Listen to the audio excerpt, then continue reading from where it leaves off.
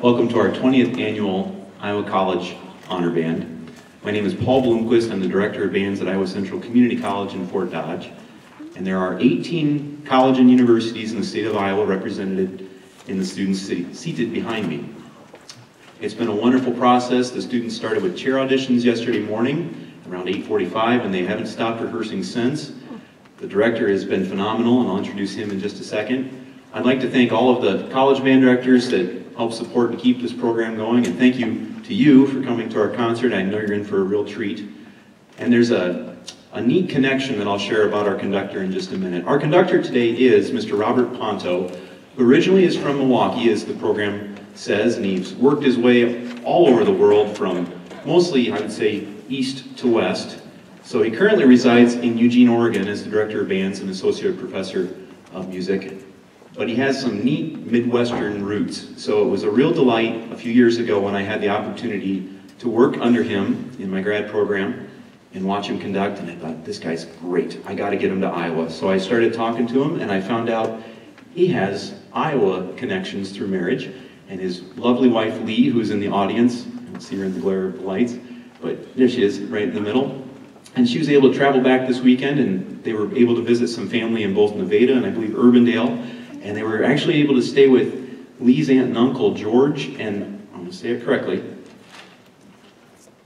Ardith. George and Ardith Forsyth in Nevada. So thank you to them for their hospitality and the neat roots of this wonderful gentleman. And you can read his bio and all the places he's been all over the world doing wonderful work in wind band conducting and music.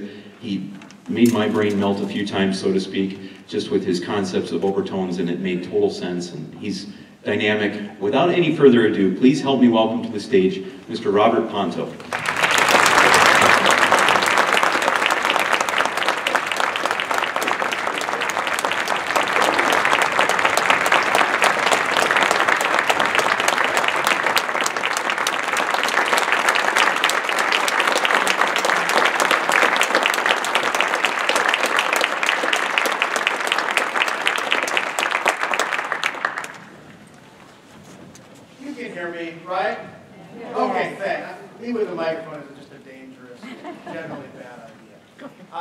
So thank you so much for joining us this afternoon.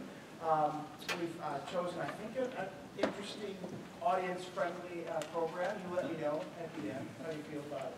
But we'd like to start this first work by Dr. Ron Nelson. The full title is Morning Alleluias for the Winter Solstice. And it's essentially a kind of programmatic piece.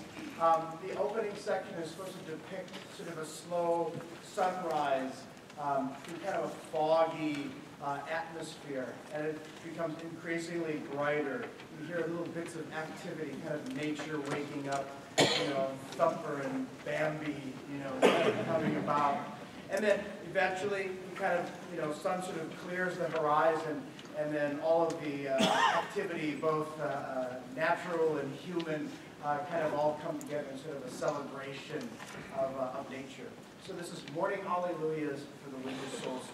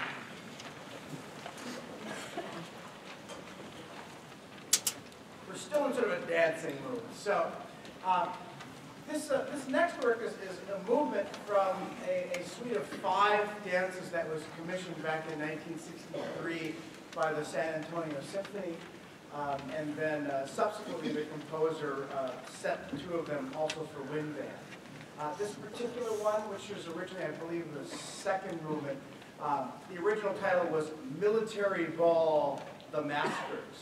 And so what it was meant to be is this sort of grand ballroom for all of the military bigwigs. Maybe, I'm thinking maybe Vienna, I'm not sure. And each, you'll hear sort of a theme that goes through different kind of variations, kind of wearing different costumes. And then the military part is brought in by the very end, where finally what's one big grand waltz is sort of turned into a march because, you know, they had to. So this is the Masters Symphonic Dance number 2 by Clifton Williams.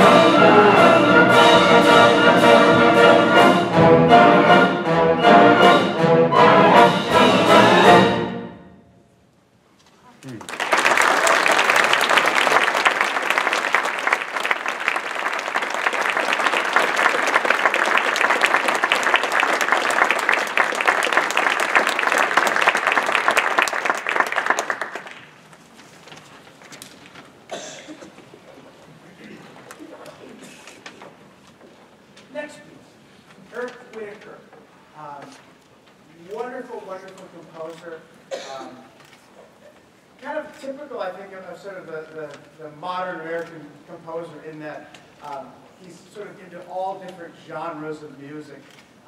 In fact, his real, honestly, his honest goal in life was to be a rock star.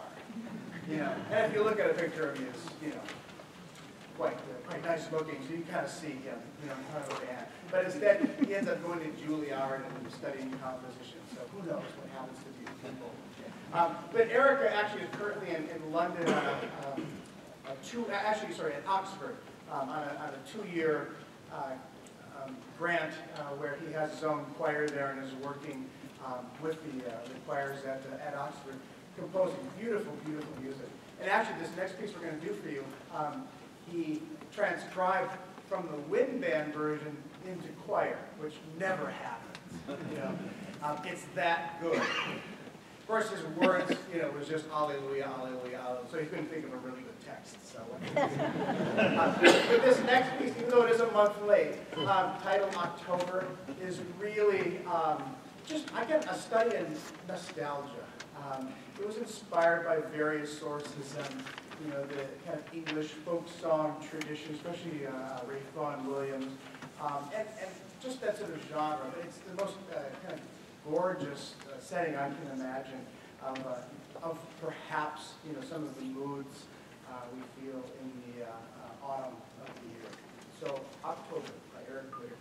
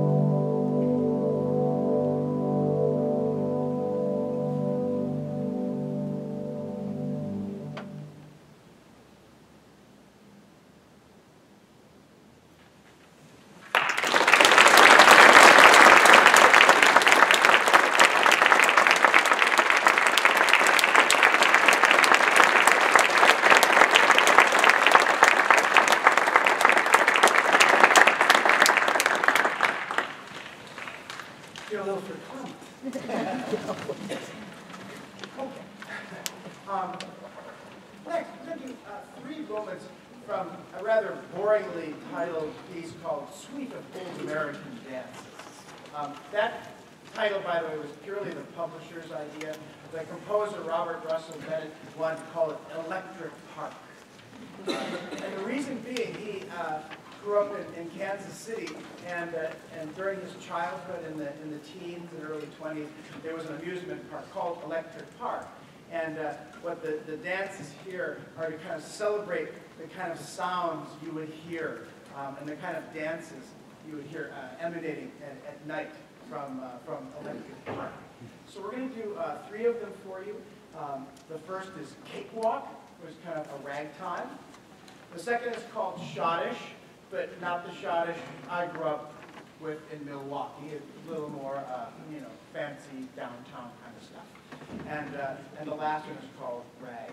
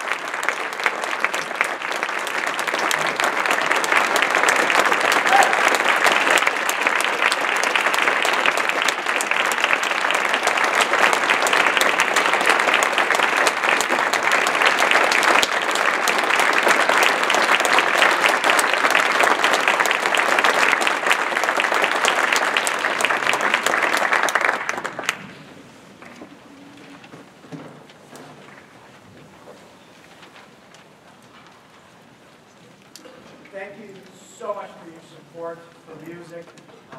If this is your student, child, grandchild here on the stage, thank you for all you've done. The health of music education is all over the map in terms of this country, and it's very strong in the state, and it's not that way everywhere, including the one that I come from. So value it, support it, keep it happening, because it doesn't happen by chance. It happens because of the hard work of these folks, you, and of course the directors and the conductors from our college. I think we have, what is it, 18 colleges represented here today? That's pretty amazing. That's pretty amazing. And these are things we take for granted, I think, but I am still amazed after this many years that we can come together, you know, yesterday, you know, look at these spots on a page, you know, and you don't even, I mean, it's like you're being given like a story, but only every third word. You know what I mean? It's like the, of, dog, you know. And then somehow, I mean, it's some kind of alchemy, I do not understand it. They're able to intuit what's going on around them and make incredible music. And then afterwards go, see ya. And it's this, you know, there's like this Tibetan sand mandala, you know, sweep it up and it's all done. To me, that's amazing. And that's why these give great memories to me, that they're one moment in time that won't happen again. And these are stunning artists, musicians, and would you just give them a hand? They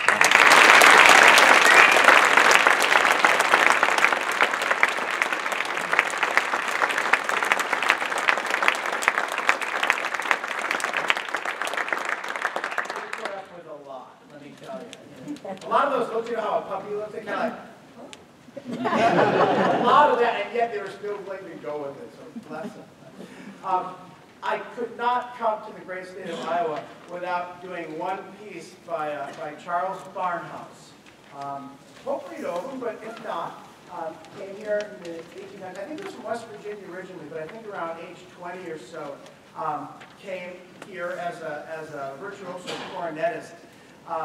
And first moved to Mount Pleasant.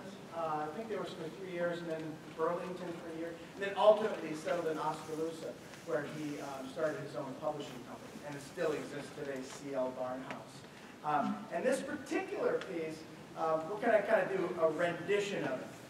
The Battle of Shiloh, it was originally written for a brass band, kind of virtuoso brass players, and then he subsequently wrote it for like a concert band.